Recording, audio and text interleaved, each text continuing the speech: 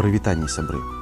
А ці часта вам задаюць пытанні, на якія вы не можаце адразу знайсці адказ, а калі раптам ён і ёсць, то не маеце ніякага жадання яго агучваць?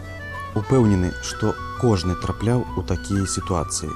І звычайна тады мы кажам: нечакана, я збянтэжыўся, ці я збянтэжаны.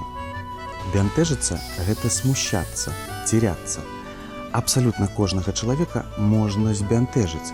Але што рабіць у такіх выпадках? Псіхолагі на гэты конт раюць шмат чаго. Пра гэта напісаны гігабайты інфармацыі на прасторах сеціва. Але самае простае і самае такое звычайнае, што можна зрабіць, адказаць пытаннем на пытанне.